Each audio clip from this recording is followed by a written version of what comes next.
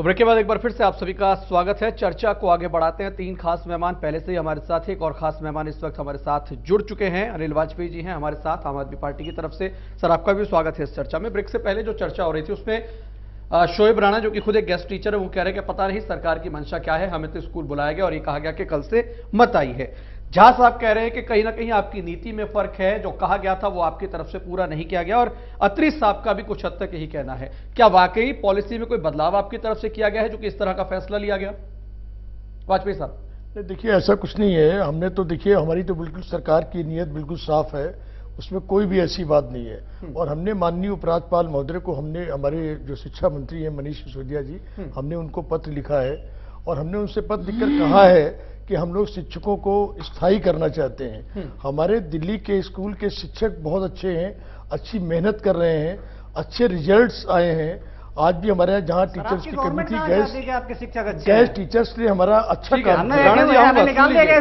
शोएब राणा जी सुन लीजिए, उसके बाद आपके पास आऊंगा जी। और उसके बाद वही एक पत्र हमने विजेंद्र गुप्ता जी को भी लिखा है। हमने कहा, जो हमारी अपोजिशन लीडर हैं, हमने उनसे भी कहा है कि भाई केंद्र के अंदर आपकी सरकार है और केंद्र सरकार में आप हमारे साथ चलिए, आप हमारी मदद कीजिए। इससे बड़ी बात और हमारी पार्टी क्या कर सकती है जाके ये। लेकिन मुझे बड़ा दुख के साथ कहना पड़ रहा है कि हमारे हर अच्छे कामों में माननीय उपराज्यपाल महोदय कहीं ना कहीं अलंगे डालते हैं, कहीं ना कहीं। नहीं तो आज बीजेपी के लोग भी मुलाकात की है उपराज्यपाल साहब से, आप हो सकता है कि आपके कहने पर ही गए हो। नहीं, ऐसी बात नहीं है। देखिए, मैं बता दूंगा आपको। मैं एक हमारा ये शिक्षकों का ही मामला नहीं है, हमारे 11 बिल भी हैं। आज भी हमारे हर अच्छे कदम पर वो कहीं ना कहीं रोड़े अटकाते रहते हैं। मैं तो माननीय उपराज्यपाल महोदय से भी कहना चाहता हूं कि शिक्षा एक बहुत बड़ी चीज है और इसके अंदर कम से कम ये हमारा कैबिनेट ने पास कर दिया है, सब कुछ पास कर दिया है। ये बच्चों के भविष्य का मामला है, टीचर्स के करियर का मामला है, बच्चों के भविष्य, टीचर्स के करियर और देश के अच्छे भविष्य का भी मामला है। त्री साहब, ये कुछ नहीं है, आईवाश है। कोई उपराज्यपाल इनके उसमें काम में अड़ंगा नहीं लगा रहे हैं। ये झूठ बोल रहे हैं, ये झूठ की पार्टी है। ये बात बीजेपी को तो समझ आता है। जब इनको अपनी तनख्वाहें बढ़ानी थी, जब तो इनके सारे लेटर हो गए, इनके बिल भी पास हो गए, 30,000 से 2.5 लाख तनख्वाह पहुंच गई। आज ये झूठे हुए कहते थे कि बंगले नहीं लेंगे, बंगले लिए। आप गलत बोल रहे हैं, आप गलत बोल रहे हैं। आप चलेंगे नहीं, आप गलत बोल रहे हैं। आज भी मैं विधायक हूँ, आज मैं विधायक हूँ। आज अगर 1 रुपया भी सैलरी बढ़ी हो, मैं रिजाइन कर दूंगा। मेरे रिजाइन कर दूंगा अगर 1 रुपया सैलरी। आप गलत कह रहे हैं, आप गलत बात कर रहे हैं। आप काम कांग्रेस और बीजेपी के लोगों का, आम आदमी पार्टी का काम नहीं है, आपका काम है। बात चलेंगे नहीं, आप गलत बोल रहे हैं, बयानबाजी कर रहे हैं, आप विवेक बोल रहे हैं, आप क्या कर रहे हैं? अरे आप बहस कीजिए ना। अरे आप गलत बोल रहे हैं। अत्री साहब सुन लीजिए,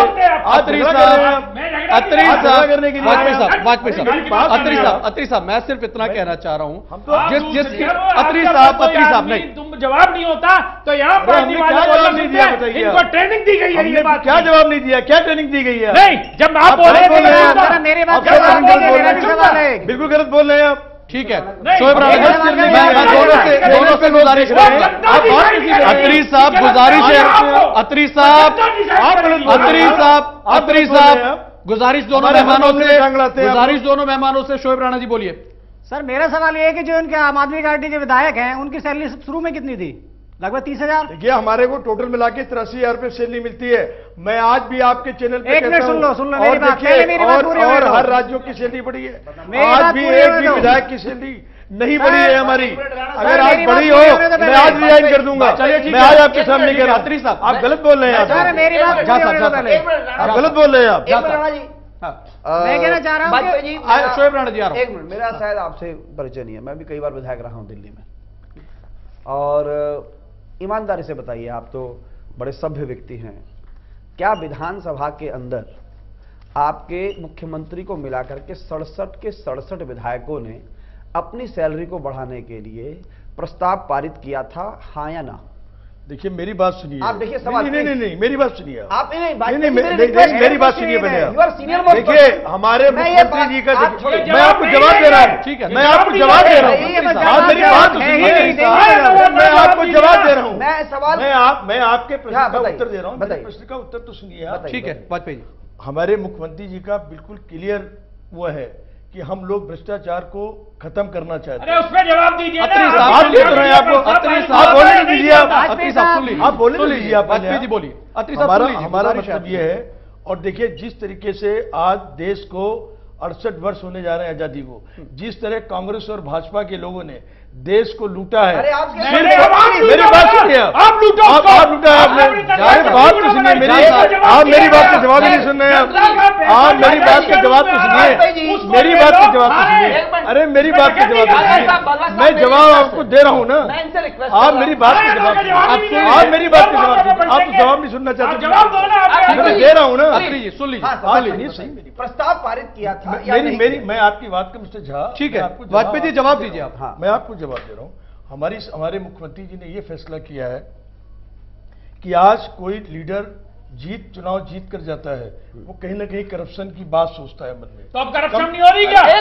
अत्री जी सुन लीजिए। एक मिनट अत्री जी, जवाब दे इस्तेमाल करते हैं आप। जवाब दे दीजिए अत्री जी। वाजपेयी जी बोलिए। आप कैसे पॉलिटिशियन है आप? अब बात तो सुनिए पहले। वाजपेयी जी, आप नहीं पॉलिटिशियन नहीं है पॉलिटिशियन। अभी आप बात कैसे कर रहे हैं आप बात तो सुनिए पहले। अत्री साहब क्या जवाब दिया है? पहली बार अत्री साहब और पांच वाजपेयी सीट साहब जीत के आए हैं। चर्चा को सार्थक बनाइए। पहली बार आपसे हमें गुजारिश है।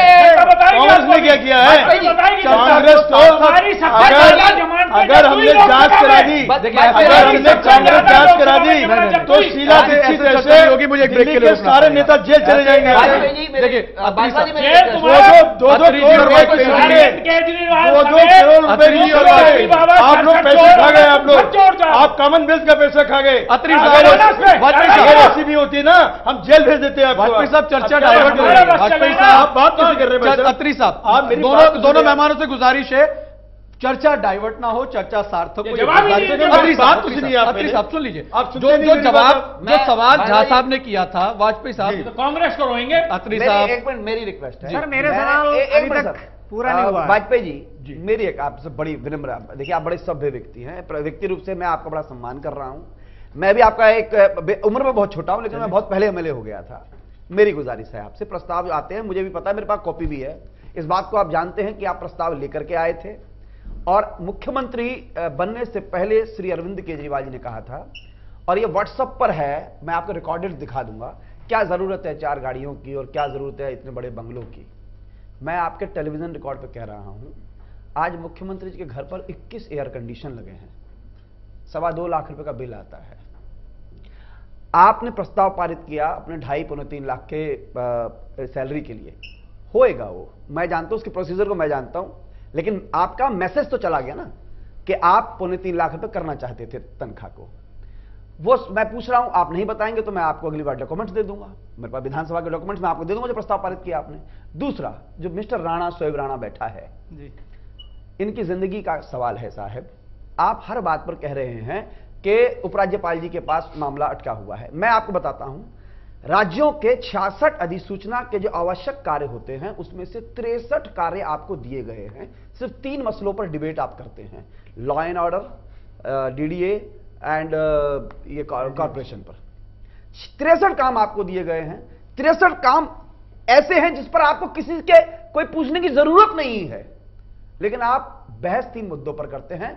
और मैं आपको चुनौती देता हूं साहब, चाहे फ्रांस की राजधानी ले लीजिए, पेरिस है, बीजिंग ले लीजिए जो चाइना की राजधानी है, वॉशिंगटन ले लीजिए जो अमेरिका की राजधानी है, हर जगह पर इस प्रकार के विषय हैं कि जहां पर केंद्र शासित उनका प्रदेश होता है, राज्य का जो राजधानी होती है वहां पर लॉ एंड ऑर्डर केंद्र सरकार के पास ही होती है। आप उस पर बहस कर रहे हैं, फिर उपराज्यपाल के पास लेकर के आ गए हैं।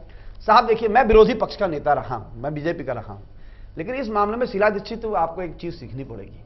वाजपेयी जी की सरकार थी, कोई चीज पास करानी होती थी तो यह कला तो शीला दीक्षित में थी।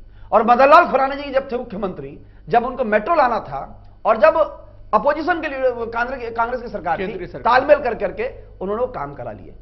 ऐसा क्या है, आप आंदोलन से निकले हुए व्यक्ति, आंदोलनकारी टीचरों को आप उठाकर ठुड्डे मारते हैं, कि ये आंदोलन चला रहा है उसको बंद कर देते हैं, उसकी एंट्रियां बंद करवा देते हैं, उसकी रोजी रोटी का सवाल है वाजपेयी साहब। ठीक है, आप सर, अच्छे हमने हैं, 5 साल हम दिए हैं। बुरा नहीं कह रहे हैं, जिम्मेदार आप कौन है इसका? जिम्मेदार तो वाजपेयी कांग्रेस के लोग हैं। Lack of coordination. कांग्रेस के टाइम पे टीचर्स रखे गए, हाँ, तो क्यों नहीं उनको परमानेंट किया? कांग्रेस लेवल क्यों में नहीं शीला दीक्षित ने परमानेंट किया?